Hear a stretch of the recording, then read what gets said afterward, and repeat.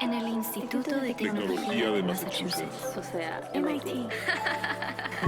El cerebro es algo súper El fascinante. cerebro es algo increíble. Que realmente es eso. Realmente no sabemos. No sabemos. Quiero saber Pero más. quiero saber más. Pero quiero saber más. Claro, y te lo explico aunque sea con mi última neurona.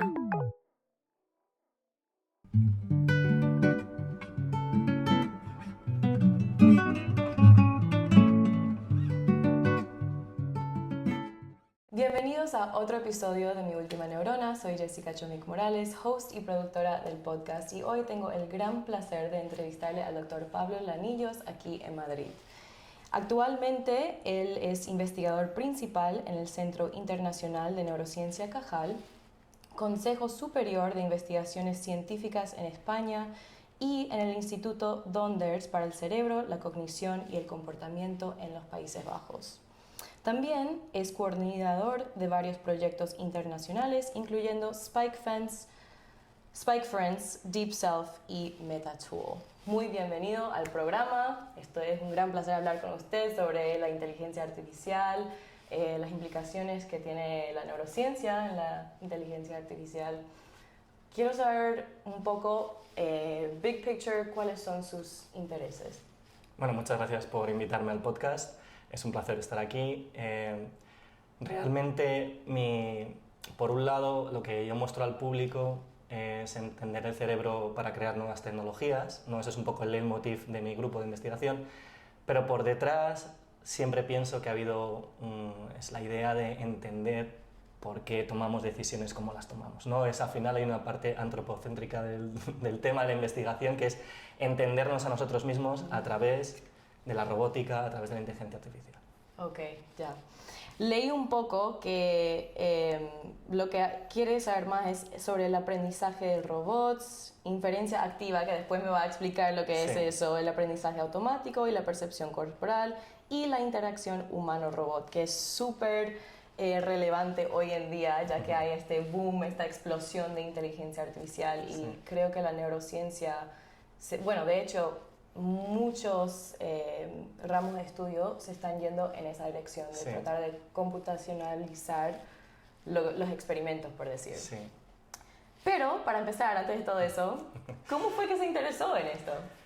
Eso es una pregunta muy complicada para responder. Digamos que en los inicios, yo estudié Computer Science, Ingeniería Informática, en Madrid, y yo veía que la robótica como tal era una parte como que me parecía difícil e interesante. Entonces yo siempre me he movido por cosas que no son fáciles y que me gustaba explorar, y empecé a hacer un proyecto en la Universidad Complutense y me empecé a interesar por ese lado de la robótica. Lo que pasa es que me di cuenta que no era solo la robótica la que me interesaba, la parte de ingeniería pura, y por eso cuando yo terminé el doctorado me fui para empezar a buscar esa parte de la neurociencia que me faltaba para entender realmente lo que estaba haciendo. Pero sus primeras interacciones con la neurociencia, ¿cuáles eran esas preguntas en esa época que se estaban haciendo? Bueno, yo realmente siempre he leído mucho de neurociencia como hobby, ¿no? Y me ha gustado mucho la ciencia ficción. Y yo trabajaba en toma de decisiones, ¿no? Como un vehículo aéreo, por ejemplo, tiene que tomar una decisión para buscar náufragos en el mar, ¿no? Y yo veía que las personas tenían una forma de tomar decisiones que no se parecían nada a la de las máquinas, ¿no? No eran ni mejores ni peores, pero sí es verdad que las personas se adaptan a cualquier situación, ¿no? Entonces, yo a partir de ahí lo que hice es entender primero, por ejemplo, por qué atendemos a lugares diferentes, cómo funciona el sistema visual. Es cuando empezó mi etapa de pensar cómo tomamos las decisiones para intentar y entender cómo funciona eso, para intentar llevarlo a la inteligencia artificial y a la robótica. Para que se parezca más a nosotros. Bueno, realmente no es necesario que se parezca a nosotros, pero sí las personas y los animales tienen unas características que sí son interesantes para la robótica y la inteligencia artificial. Hay cosas que a lo mejor no nos interesan, pero hay cosas, por ejemplo, adaptarse a un entorno con incertidumbre. Eso nosotros lo hacemos perfectamente, ¿no? Las máquinas son muy precisas, entonces hacen cosas súper precisas, pero si le cambias cualquier cosa, dejan de funcionar. Entonces, ¿cómo los animales se adaptan? Bueno, llevamos años de evolución para poder adaptarnos, ¿no? Esas pequeñas cosas que el cerebro sabe que ya has aprendido, cómo llevarlo a unas máquinas para que nos ayuden en el día a día. Me hace súper interesante porque bueno, yo no trabajo en robótica ni nada, pero sí mi laboratorio trabaja en visión humana y tratar de modelar la visión humana, que es solo un componente de nuestra acción, ¿verdad? Porque tenemos planificación motora, tenemos varias partes del sistema visual. Entonces, para mí, enseñarle a un robot a adaptarse a una situación nueva me parece tan complejo, porque al final del día, hasta la más mínima línea tiene que decirte qué hacer en esta situación. Exactamente. Entonces, lo que ustedes están tratando de hacer, o lo que le interesa a usted, es cómo hacer que aprenda en esa nueva situación. Claro, ha habido ¿verdad? un cambio de paradigma en los últimos 30 años, digamos, en el cual en vez de programarlo todo, decirle todo lo que tiene que hacer el robot, se sigue haciendo en las industrias, ¿eh? No, está todo programado para que salga todo perfecto, en el cual el robot tiene que aprender, pero no solo aprender a hacer la tarea, sino también adaptarse con el modelo que ha aprendido. Tú puedes aprender a hacer algo y hacerlo muy bien, pero también si cambia algo, imagínate que nosotros nos cambia el cuerpo. Claro. Nos hacemos más grandes, pero seguimos funcionando con los mismos modelos que tenemos para funcionar. Lo mismo el ojo cambia, la forma de percepción cambia, pero tú sigues utilizando esa información para desenvolverte en el mundo. Entonces, no solo es aprender, o sea, es diferentes escalas de aprendizaje, ¿no? El aprendizaje más a largo plazo, de experiencia, pero también instantánea. Tú te metes en el agua y sigues pudiéndote mover, ¿no?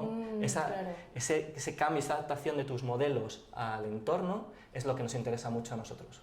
Ok, y para hacer eso, sé que hay como distintos tipos de algoritmos que aprenden. Hay algunas que, si nos puede explicar, porque usted es el experto, no yo, solo sé un poco. Hay modelos que son feed forward. Sí. No me acuerdo cómo decir eso en español. Y hay otros que son como, hay una retroalimentación que cambia, dependiendo del error, del output, cambia el web interno, por decir. Y a ver, y esto es muy interesante porque también podemos ir a la neurociencia. En el cerebro tenemos diferentes tipos de aprendizaje también y diferentes tipos de funcionamiento, de procesamiento de la información. Por ejemplo, el cerebelo recibe información y corrige el error, ¿no? El cerebelo, para los que no saben, es para movimiento. Para movimiento. Sí, para quedarse en balance, ¿verdad? Si una persona... Bueno, es para otras cosas también que ahora se están viendo, pero principalmente, y se ve ahí que es una forma realimentada en el cual tú corriges lo que quieres obtener por lo que estás recibiendo, ¿no? Pero hay otras partes del cerebro que, por ejemplo, tienen un aprendizaje supervisado y un aprendizaje no supervisado. Por ejemplo, el visual cortex, ¿no? La corteza visual ha aprendido por la experiencia, desde que eres pequeño, a recibir esa información, ¿no? Y a clasificar de una manera no supervisada. Entonces, vemos que en el cerebro hay diferentes tipos de aprendizaje. Lo mismo deberíamos llevar también a la robótica, ¿no? Y también cuando los montamos en los robots, investigar si esos modelos, si esa forma de aprender, se corresponde con lo que queremos y si corresponde con los humanos. No hace falta que sea igual que los humanos, pero sí nos interesa, si vemos que el comportamiento de un robot es parecido al de un humano y lo podemos medir, podemos empezar a entender, vale, a lo mejor es que el cerebro está funcionando de esta manera, ¿no? Entonces podemos dar la vuelta y no solo ir a la robótica y a la inteligencia artificial, sino dar algunas sugerencias de cómo pueden ser los mecanismos internos del cerebro cuando tomas decisiones, cuando te mueves en el mundo. Claro, es como una relación simbiótica. Claro. Lo más que aprendemos del cerebro, podemos aplicar eso a la robótica y si funciona en la robótica, ¿verdad? Podemos entender mejor el cerebro. Exactamente. Okay. Eso sería el ideal. Lo ideal, ¿verdad? Sí. Entonces, había leído que se fue por mucho tiempo de España, pero hace poco volvió, hace como un año. Hace un año volví. Ok, y empezó el laboratorio aquí. Empecé el laboratorio aquí. ¿Y nos puede contar más sobre ese proceso? ¿Qué tan difícil fue? No sé cómo funciona la financiación para... Es un proceso, digamos, doloroso. Doloroso, ok, wow. No, a ver, yo he estado 10 años fuera de España, aprendiendo muchísimo y desarrollándome como científico, y yo ya tenía el tenure track pasado y tenía una plaza de profesor en Holanda, pero tuve una oportunidad para venir a Madrid.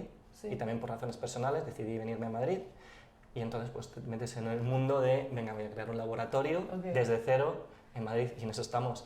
Entonces Claro. tiene unas partes muy bonitas y unas Sí. partes difíciles que supongo que cualquier persona que ha intentado crear un laboratorio sabrá, pero para la gente que no lo sabe, pues al final tienes que llevar financiación, contratación. ¿Cuántos estudiantes graduados tiene ahora? Ahora mismo tengo en Madrid, Sí. tengo 3 estudiantes Ok.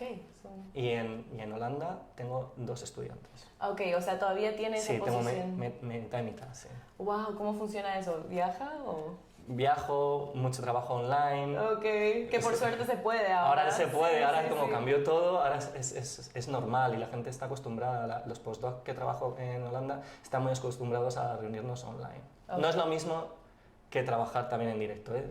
Para Claro. cosas de matemáticas y demás, a veces es mejor ir y sentarse, escribir en la pizarra. Lo que siempre las mejores ideas que hemos tenido en mi laboratorio es cuando estamos como a las 1 de la mañana tomándonos un café porque tenemos que terminar algo, Claro. pero estamos ahí en la mesa del laboratorio, así en el common area y hablando de cualquier cosa y ahí dice, ¿y qué tal si hacemos esto? Sí. Y bueno, eso no se puede hacer si es todo en línea. Hay que hacer un híbrido, digamos, que es lo mejor. Claro.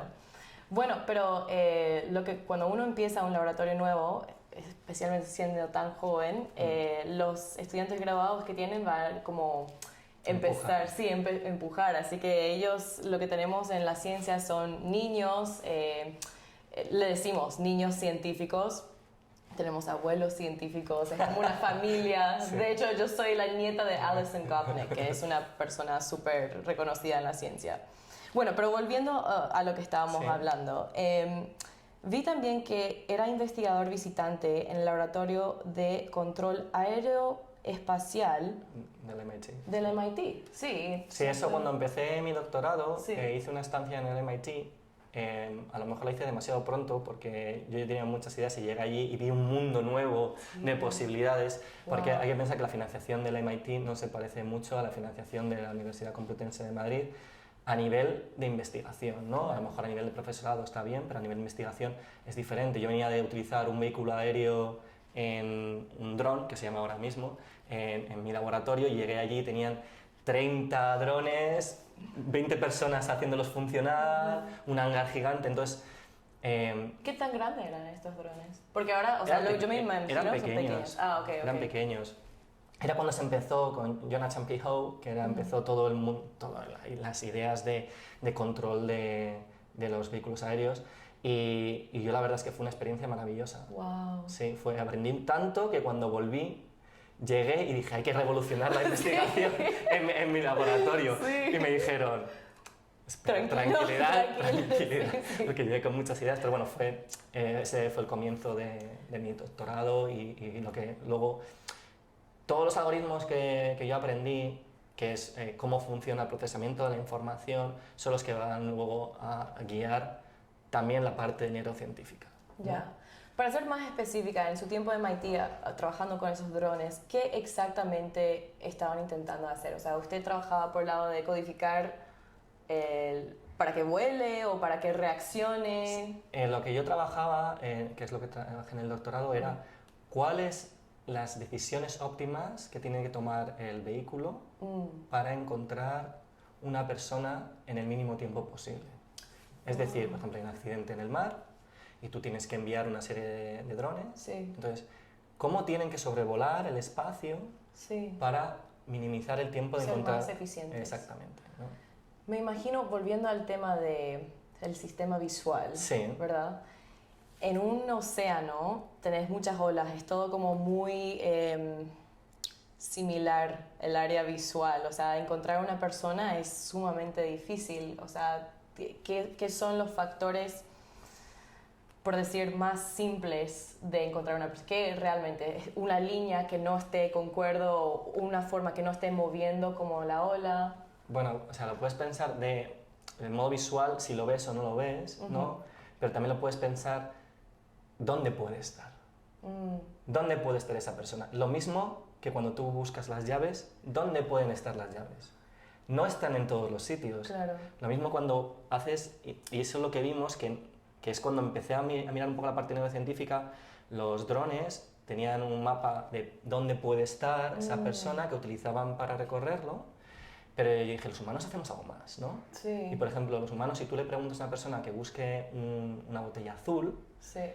hay una forma que el modelo que tienes en el cerebro te está ayudando a que solo mires Busca, claro. en sitios o en, mensajes visuales que tienen que ver con esa clave, ¿no? Con Claro. esa información. Sí, no buscaría algo, una botella azul como, no sé, debajo de un trapo, porque yo sé que vería en la forma del... Sí, pero no solo botella. eso, sino Sí. es que ves antes Ajá. las botellas azules O sea, claro, que las la rojas, representación. Sí, porque claro. el cerebro responde más rápidamente porque has preparado tu sistema visual, es lo que llamamos, se llama bottom-up, top-down, hay la parte que va hacia arriba, que es que lo que observas y es reactivo, pero luego hay una parte que baja, no es realmente que baje, pero bueno, va de unas partes del cerebro a otras, que te está diciendo, lo que quiero ver es esto, ¿no?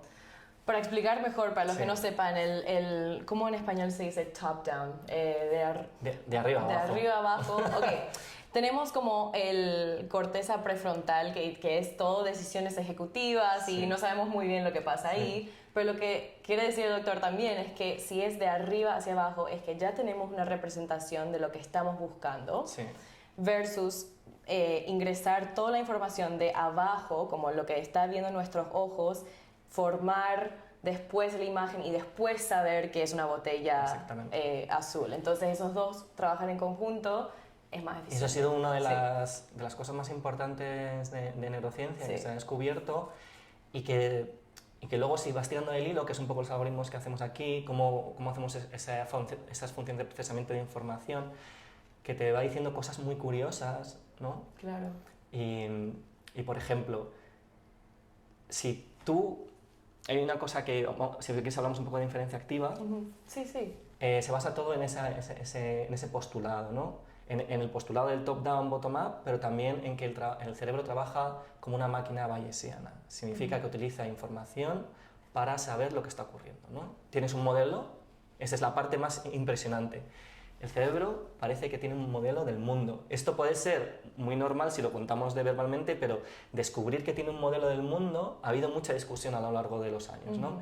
Lo que quiere decir es que a través de la experiencia tenemos un modelo de lo que puede ocurrir.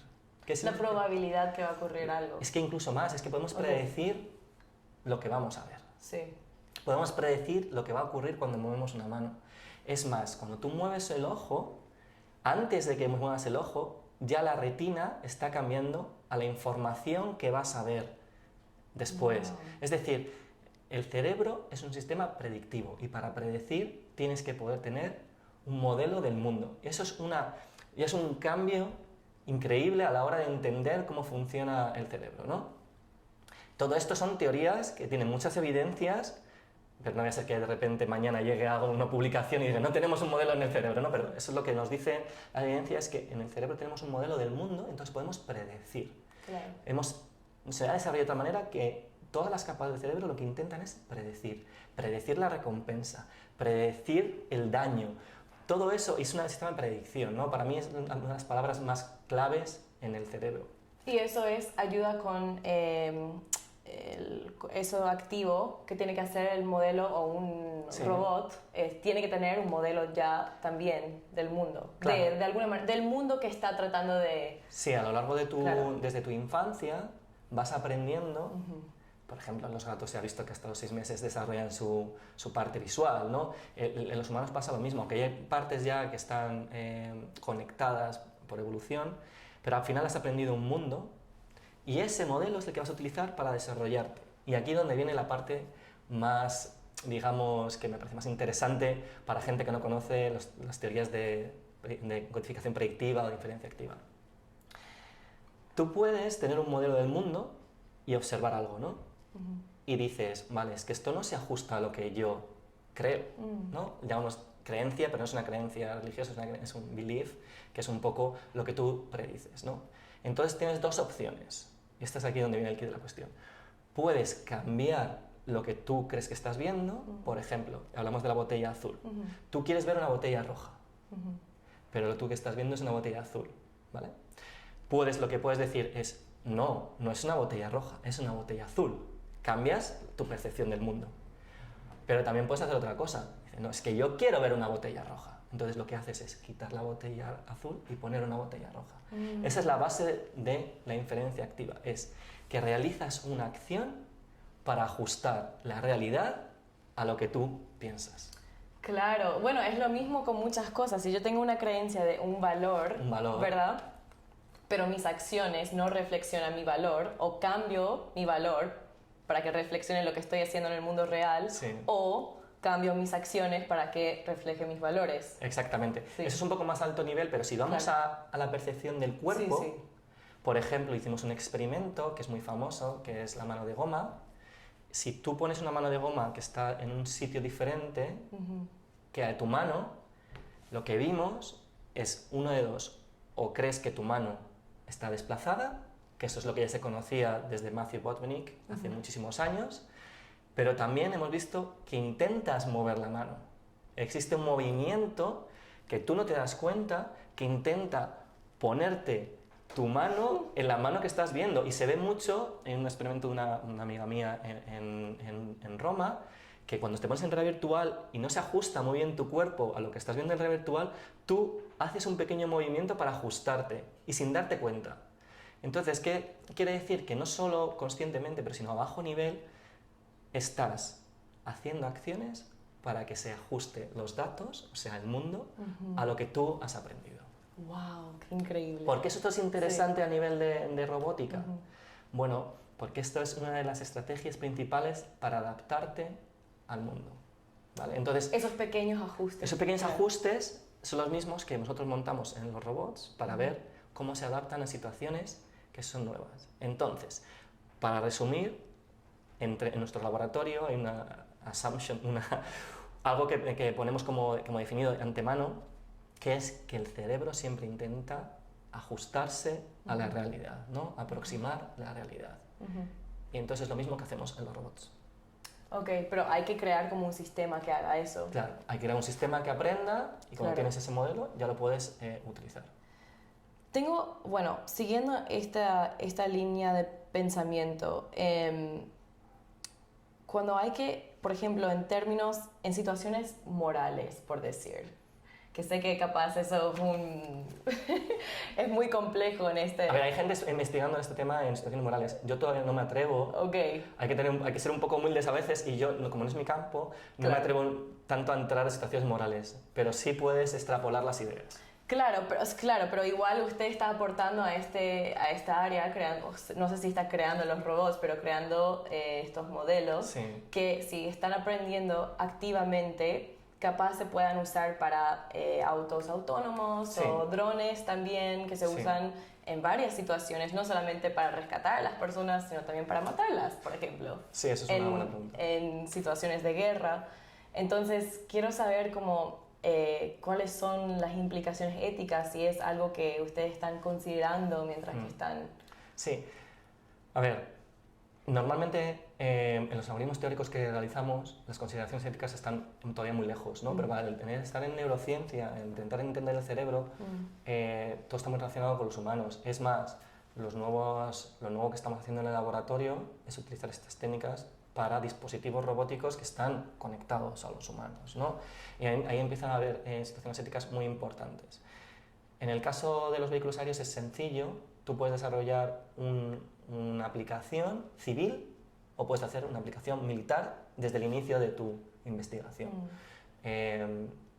Yo siempre decidí hacer aplicaciones civiles, ¿no? Puedes buscar náufragos en el mar, que es una aplicación civil, o puedes utilizar para agricultura, que es una aplicación civil, como cuando estuve en Australia, todas las aplicaciones que hacían eran civiles, o puedes decidir hacer una aplicación militar. Eso no quiere decir que luego esas aplicaciones se puedan luego transformar, pero por lo menos nosotros, y eso creo que hay que hacerlo todos los investigadores, hay investigadores que dicen que nosotros somos totalmente, como hacemos teoría, no tenemos que preocuparnos por el diseño ético, pero yo creo que desde el comienzo que tú haces algo tienes que pensar, vale, ¿cuál es la parte ética aquí? ¿Hacia dónde estamos yendo? Si sacamos este algoritmo, ¿qué implicaciones éticas tiene? Por ejemplo, en el proyecto MetaTool, que estamos haciendo robots que inventan herramientas, ¿no? Tiene una parte que llamamos de monetización, de awareness, ¿no? Entonces estamos viendo ¿qué pasa si un robot es capaz de monitorizar sus propias acciones, ¿no? En un futuro super ciencia ficción, que no creo que ocurra nunca, ¿qué pasa si un robot es consciente de sí mismo? ¿No? Esa es la próxima pregunta que iba a hacer. Es como... Todo eso tienes que basarlo de antemano y entender cuáles son las implicaciones, si lo consigues, o si es factible, o si tiene sentido investigar algo que tiene unas implicaciones éticas complejas y a lo mejor no es necesario, ¿no? Entonces, desde que se comienza la investigación hasta que tú lo desarrollas, yo creo que la parte ética tiene que estar siempre dentro del diseño. Bien claro. Y bueno, y hablando de eso, de la conciencia en los robots, es como algo que da mucho miedo a las personas porque hay muchas películas, ya hemos visto iRobot con Will Smith y otras. ¿Qué tan factible es eso? O sea, ¿qué tan lejos estamos de... No entendemos muy bien qué es la conciencia de nosotros mismos, entonces dar conciencia a un robot es como... A mí me parece chistoso, pero yo no estudio esto, así que ¿qué tal? Cada investigador tiene su propia visión del tema y esto es un mundo increíble de especulación. Sí. Lo que sí yo te puedo decir, y esto es como titulo muchas veces mis charlas, es por qué los robots no son conscientes. ¿No? Explico por qué no son conscientes. Sí. Es más, lo que estoy llegando a demostrar es que casi todo lo que hacemos lo podemos hacer sin ser conscientes. Muchas de las cosas que hacemos las puede realizar sin ser consciente. Entonces, ¿por qué tenemos consciencia? Eso es una pregunta muy compleja que no te voy a responder aquí porque sería meterse en filosofía, porque al final es una pregunta filosófica, ¿no? ¿Quiénes somos, no? Pero si lo llevamos a la robótica, a la inteligencia artificial, yo no me creo nunca nadie que te diga, oh, esta inteligencia artificial es consciente, o este robot es aware. Como había pasado con el chat. Con el chat. Sí. Eso, por mucho que quieran, no es posible. Lo que sí es posible es que tengan su propia definición de consciencia. Quiero decir, no sería consciencia humana, sería otra cosa.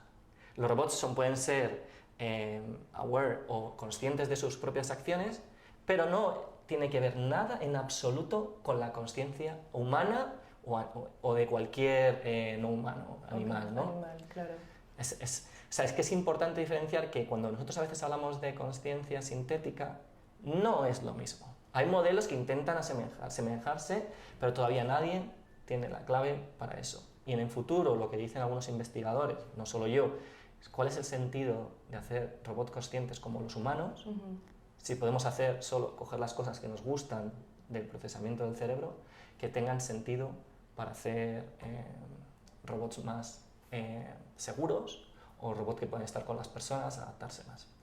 Lo único que sí que es importante es que en ese camino a lo mejor podemos empezar a entender por qué somos conscientes de nosotros mismos, por qué podemos hacer, por eso se llama metatool de metacognición, por qué podemos pensar sobre nuestros propios pensamientos, ¿no? Eso es una cosa que estamos empezando a modelar matemáticamente ahora, que parece muy difícil, pero sí se puede modelar matemáticamente y creo que es una parte clave de la toma de decisiones que antes no se había tenido en cuenta. ¿Por dónde se empieza a modelar eso? Leyendo mucho. Sí, es como algo, si alguien me daría esa tarea y, ok, tengo toda la vida para resolver esta pregunta, sí. ¿Por dónde empezar? Es algo, o sea... Lo que te puedo decir, lo que hacemos es leer toda la literatura que hay millones y millones de artículos muy interesantes sobre cualquier tema que creas. Claro, pero igual la conciencia, como cualquier cosa, se puede estudiar de varios ángulos, de varias disciplinas, como estamos hablando filosóficamente. Claro. Estas preguntas pueden ser debatidas filosóficamente sin hacer ningún experimento, pero después ver cómo aplicar una matemática, cuantificar el pensamiento, que parece algo tan cualitativo. Sí, pues eso es un salto que siempre intento explicar porque es un salto complejo. Desde que tú haces una teoría, la modelas matemáticamente, la programas y la pones en un robot. O sea, nosotros hacemos todo ese proceso y es un proceso complejo, pero saber esas partes es importante para poder luego ir hacia atrás, ¿no? O sea, realmente lo que hacemos es súper simplificar cómo creemos que funciona el cerebro. Okay. Entonces intentamos sacar los principios básicos, por ejemplo en la inferencia activa de Carl Princeton, lo que hizo es voy a llevar al límite un principio básico del cual tirar para hacer un modelo matemático. En ese caso era la minimización de la energía libre, es un concepto que no voy a explicar, pero es un principio básico que tienen, por ejemplo, que puedes modelar desde una célula hasta un cerebro. Entonces, ¿por dónde se empieza? Por cosas muy sencillas, cosas muy simples, experimentos muy sencillos que podemos hacer en humanos que podemos comparar. Eso me lleva a la siguiente pregunta. Estos modelos, yo he notado que muchos de ellos no tienen el factor humano, por decir, que es la biología. Bien. Nosotros tenemos límites a lo que podemos hacer en términos de energía, en términos de la relación biológica entre células, entre tejidos, entre neuronas. Hay una manera que funciona. Sí. Y quiero saber si ustedes incorporan esos límites humanos biológicos. Es complejo. Cuando tú haces una teoría, tienes que empezar por un lado en los 3 niveles de Mars, que son como la algoritmia, ¿no? El sustrato, ¿no? Que es la parte, cómo funcionan aquí, por ejemplo, en el Instituto Cajal. La gente lo que estudia es a nivel de electricidad en las neuronas, ¿no? ¿Cómo unir esos dos mundos? ¿No? Porque está muy lejos lo que yo puedo programar de la realidad. Si tú ves un cerebro y ves mi ordenador, no se parecen en nada. De hecho, yo me acuerdo de hacer un curso de abrir cerebros para ver lo lejos que estábamos todavía.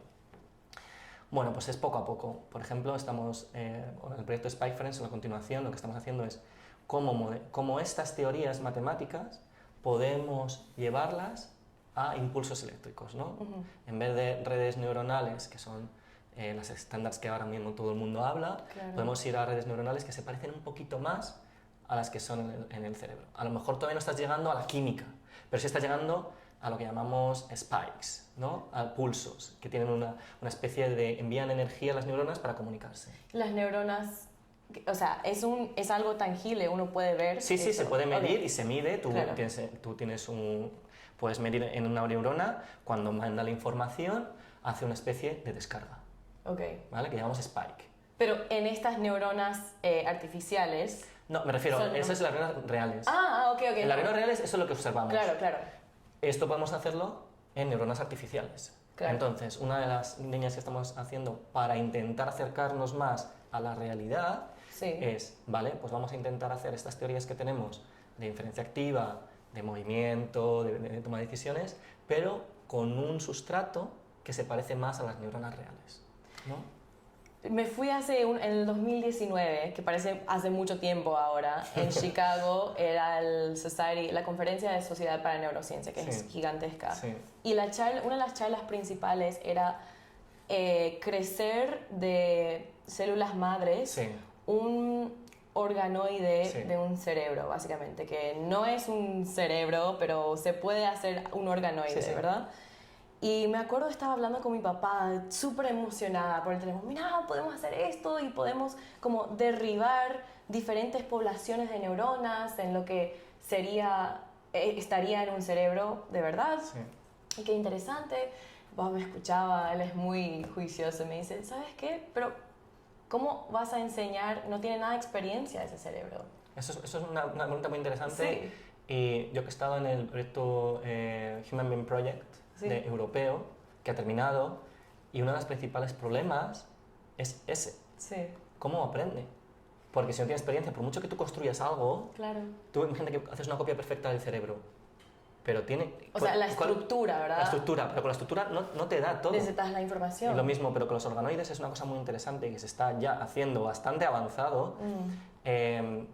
Puedes, por ejemplo, hay un estudio de inferencia activa con un organoide en el cual enseñan a jugar a ping-pong, a un juego, ¿no? La forma es muy interesante, es un poco técnica, pero vamos, inyectan ruido cuando lo está haciendo mal y quitan el ruido cuando lo está haciendo bien. Eso tiene que ver con un poco con la teoría que la incertidumbre, ¿no? El ruido tiene que ver mucho cómo aprendemos, ¿no? Entonces, y lo que haces al final, aprender, no, es muy rudimentario, pero aprende a jugar al ping-pong. Y de estos hay millones de ejemplos que ya se están empezando a hacer. Y lo bueno de esto es que vamos a poder estudiar cómo ese procesamiento ocurre de verdad, ¿no? A nivel biológico. Claro. ¿Qué es lo mejor? Bueno, podemos tenerlo la parte sintética, la parte biológica, siempre, y eso en la cibernética, al final, en un futuro, veremos conviviendo partes sintéticas, partes robóticas, con partes organoides o con partes humanas, ¿no? O sea, en el futuro como una combinación de los tres Sí. en una persona. Sí, en una persona. Al final, y un poco cuando vine aquí a Madrid, fue un poco mi decisión personal, fue ya hemos hecho bastante teoría, Sí. vamos a intentar hacer algo, lo que llamo yo, útil. Aplicación Porque de la al final, teoría, sí. yo siempre he hecho cosas que no son útiles. No es verdad, porque al final en un largo plazo serán útiles, pero entonces aquí he venido y me he juntado con la gente de neurorehabilitación, de robótica vestible, y lo que estamos haciendo ahora es intentar hacer estos métodos para tener prótesis robóticas con los humanos, ¿no? Entonces al final ahí es donde empieza a ser bonito. Intentamos modelar tanto el sistema musculoesquelético, el humano, como la máquina en unas que tengan los procesamientos de la información sean parecidos, ¿no? Para que se puedan ajustar. Al final estamos un poco lejos todavía, pero es un poco lo que queremos hacer, cómo poder llevar prótesis o exoesqueletos de una manera adaptable a tu cuerpo y que lo puedas utilizar en el día a día. Eso es un poco lo que estamos empujando ahora. No sé si mira anime por si acaso, pero hay un anime que se llama Cyberpunk. Está todo inventado en el anime también. Sí, ya está hecho en el anime. Estamos tratando de representarlo en la vida real, pero sí, tienen como prótesis, pero el problema en el anime es que más y más se ponen esto para ser súper humanos, Sí. pero tiene una carga muy fuerte en el cuerpo biológico. Claro. Hablábamos de la ética. Al final hay gente que investiga para simplemente correr más, Sí. para ponerte un exoesqueleto que puedas correr más. Nosotros lo que investigamos, por ejemplo, las aplicaciones que diseñamos son para gente que tiene problemas de movilidad. Claro, claro. Entonces, no queremos que seas un superhumano, lo que queremos es mantener tu capacidad móvil ante el mundo y que puedas ir desenvolviéndote. Por ejemplo, una persona mayor, una persona con un ictus, la gente de neurorehabilitación que trabaja con parapléjicos, Sí. Parkinson, hay un montón de... Muchas de las enfermedades neurológicas derivan en problemas de movimiento. Entonces, nosotros lo que nos interesa es esa parte tecnológica, que es muy bonita, pero también nos interesa, vale, y eso es lo que he empezado a hacer en el laboratorio, cómo podemos mejorar esa interacción entre el dispositivo robótico y la persona. Igual, al final del día, para ser realistas, hay personas con plata que van a querer vender, Sí. puede ser como un superhumano, y entonces creo que es también los gobiernos tienen que empezar a pensar como qué van a hacer las leyes Sí. por esto, que se complica un poco porque es tomar la decisión de si uno quiere hacer algo a su propio cuerpo, ya hay muchos problemas con eso, ¿verdad? Ya. Sí. Entonces, esto como otro nivel andando en el futuro. Pero sin embargo es muy curioso porque al final ahora mismo todas estas tecnologías se utilizan en hospitales. Claro, O sea, ahí la parte ética es cómo afecta esto al paciente. claro. No, eso todavía aparecerá en algún momento, Pero pero estamos lejos aún. no es que estemos lejos, es que los investigadores realmente están bastante centrados Sí, en ayudar a las personas. sí, sí. Entonces, Que estás genial, sí, me encanta. y ves mucha gente que está en este área que realmente quieren ayudar, y lo es, ¿no? Sí. Entonces, eso motiva muchísimo. Una pregunta que se me ocurre es, en términos de energía, cuando un robot que no es conjunto con un humano, tiene una batería o Sí. una manera que se carga, ¿verdad? Necesita un impulso, un motor de alguna manera. Pero si algo está conectado a un brazo, por ejemplo, de prótesis, ¿cómo tienen como que enchufarlo al...? Capaz sea una pregunta No, boba, es una pero... pregunta muy importante. Ok. El principal problema de los exoesqueletos, menos de las prótesis, pero sobre todo de los exoesqueletos, es cómo... ¿Cuál es la diferencia entre estos? El exoesqueleto es un robot que te pones, que te vistes. Como Y- Iron Man. Como Iron Man. Ok.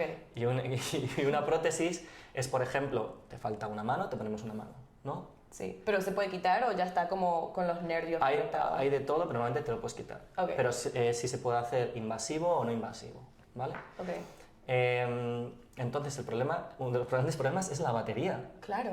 ¿Cómo? Entonces, porque al final a nivel de procesamiento, ya estamos desarrollando, hay mucha gente, bueno, mucha, cuando digo mucha, eso es un mundo dentro del mundo científico, que estamos desarrollando, gracias a estos algoritmos de neuronas que se parecen más a las neuronas, que son más eficientes, estamos intentando ver cómo podemos hacer hardware, o sea, chips, que sean mucho más eficientes para ese procesamiento que necesitas, ¿no? Entonces, y bajar el consumo de ese procesamiento. Eso ya se puede realizar, ¿no? Algoritmos, procesamiento neuromórfico, eso estamos también trabajando. El problema es la batería, por ejemplo, de los motores. Los motores necesitan, cuando tú necesitas cargar a una persona, necesitas mucha potencia, ¿no? Entonces, dependiendo de cada aplicación, cada patología es diferente. Pero aún así, la tendencia es a tener más con menos energía. ¿Vale? Okay, claro. Pero sigue siendo un problema grave, porque tienes que cargar mucho peso, que es sobre todo la batería. ¿Y entonces ahora cómo se está haciendo? ¿Con batería o motor?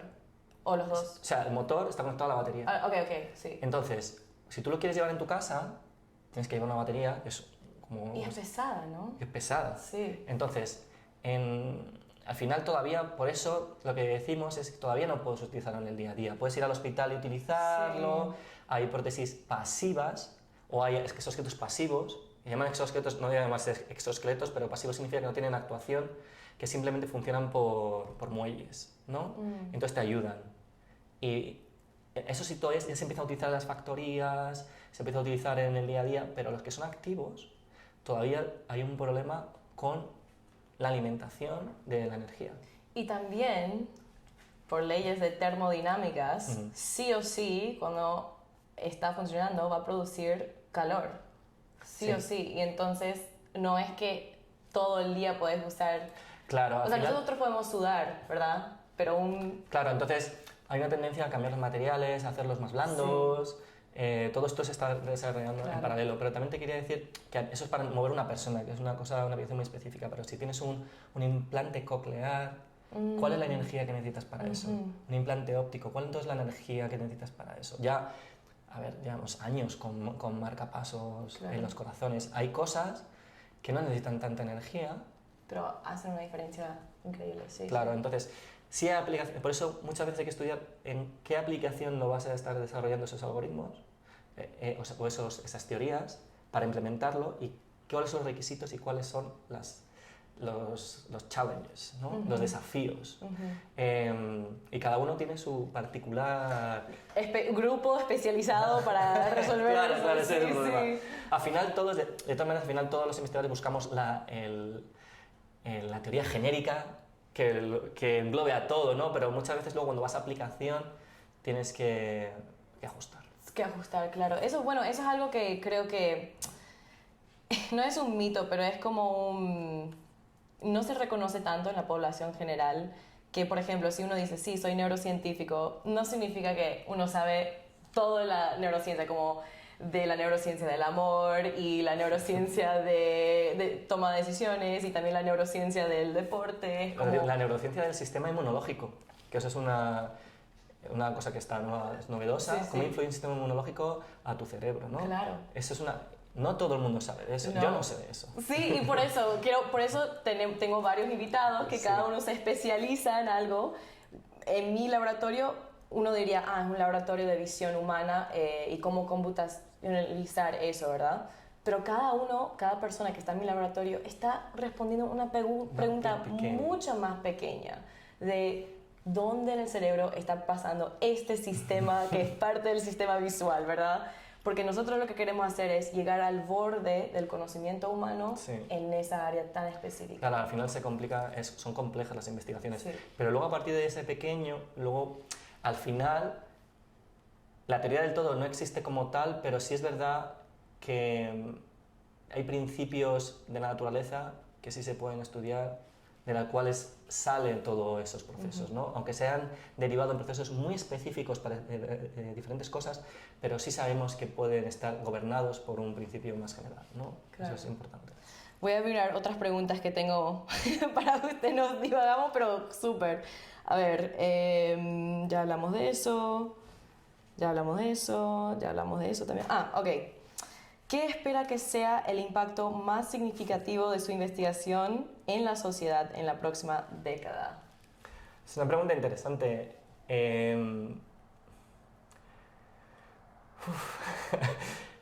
A ver, realmente yo creo que voy a hacer un pequeño grano de arena en toda una masa de investigación. Al final soy parte de una maquinaria que va poniendo ideas y que vamos desarrollando.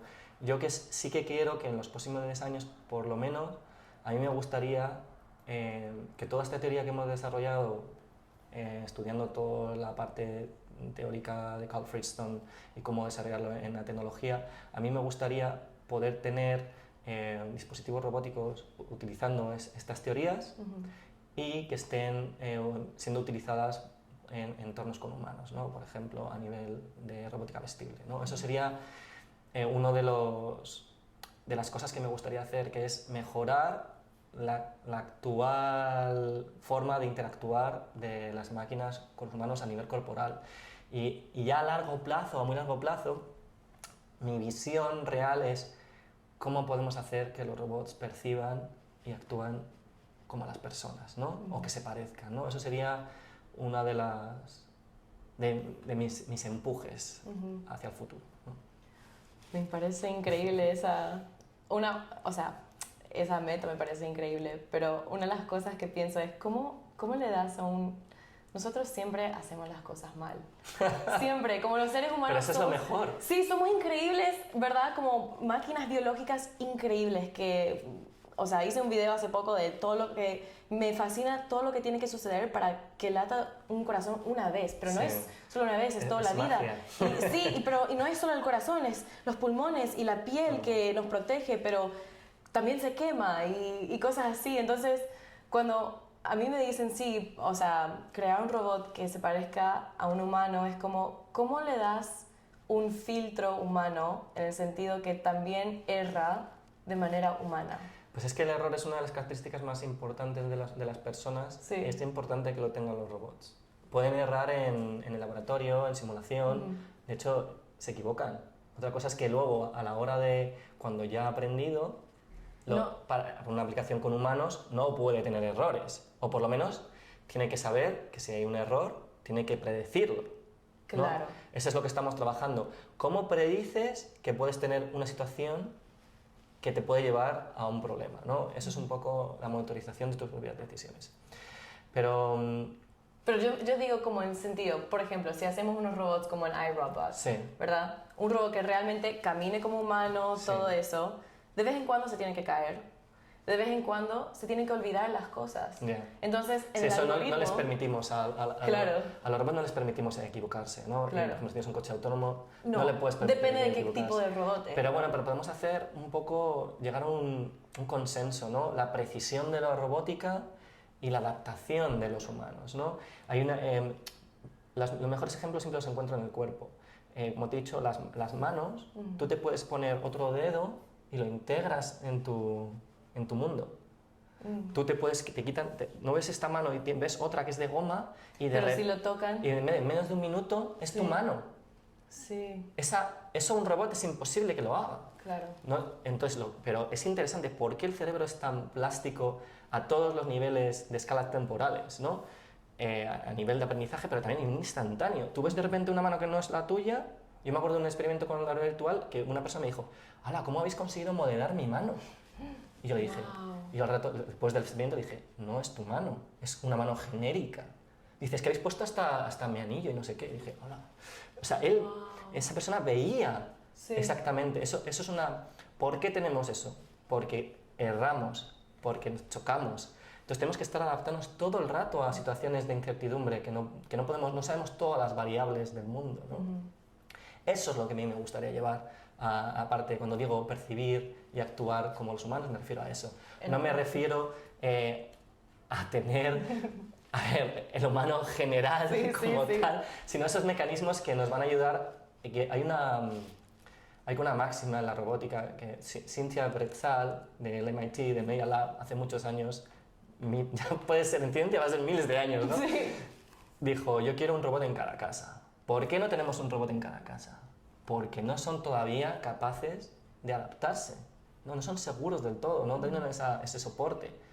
Por eso hay que investigar en este área para que podamos tener una sociedad, y hablamos de ciencia ficción, entre que tenemos humanos y máquinas. ¿En cuántos años piensa que eso va a suceder?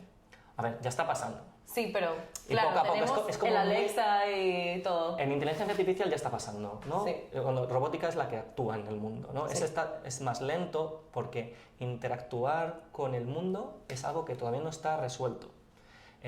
Existen en la paradoja de Moravec, que hizo en los años 70, que algunos ya se han solucionado, decía, no se pueden reconocer las caras, ya reconocemos las caras, ¿no? Son cosas que pero donde ha fallado todavía, o bueno, no es que haya fallado, es que es mucho más complejo, es cómo interactuar con el mundo físico.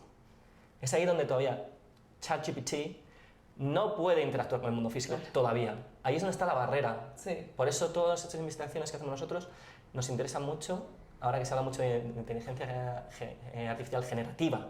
Sí. Generar imágenes. Sí, que son increíbles. Que son increíbles, Sí. generar vídeos, generar música. Sí. ¿Cuál es la siguiente?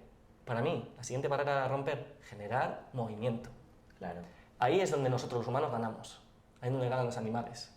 Ahí es donde las máquinas todavía fallan. Son muy precisas, pero solo saben hacer unas tareas muy concretas. Claro, y uno puede ver eso con los perros que hicieron el Media Lab, creo que esos Sí. perros que saltan y Sí. todo eso, es como, son movimientos, pero no son movimientos fluidos. Y uno hasta levantar esta taza, todo lo que tiene que suceder es, yo sin ver esta taza o nunca haberla tocado, ya sé planificar cómo agarrarla, cómo poner mi mano, ¿verdad? Y encima, cuánto esfuerzo poner para levantarla, porque no es que la estoy levantando así ni con no suficiente fuerza, ya Sí. tengo como esa acción, mis músculos se están preparando, Sí. entonces eso me parece Es increíble. que hay tesis de investigación solo sobre cómo coger una taza. Sí, de Ese es hecho el una primer- persona en mi laboratorio lo está haciendo. Pero ahí te voy a decir una cosa para que te explote la cabeza. En las teorías que trabajamos, cuando tú vas a coger la taza, en tu cabeza se forma ya la sensación de táctil de cogerla. Sí. Es la que genera todo el movimiento inverso. Sí. Se basa en la teoría idomotora y es tú sabes el efecto que vas a producir en el mundo, eso crea una corrección de lo que está pasando, en la cual cuando la tocas, lo que está pasando coincide con lo que tú habías predicho que iba a ocurrir y dices, he cogido yo la taza. Sí. Y eso es cuando hablamos de consciencia, de awareness, es eso simplemente, que tú te has dado cuenta de que todo lo que has hecho ha sido producido por ti. Y eso es muy interesante para... O sea, que no me quiero extender, pero por ejemplo en esquizofrenia, los pacientes de esquizofrenia hay veces que no saben que han sido ellos. ¿No? ¿Por qué? Porque hay que entenderlo, porque ese mecanismo de repente falla. ¿Cómo que no saben que han sido ellos? No son capaces de discernir que han producido un efecto en el mundo. Ah, ok. Que es lo mismo que le pasa a los robots. Sí.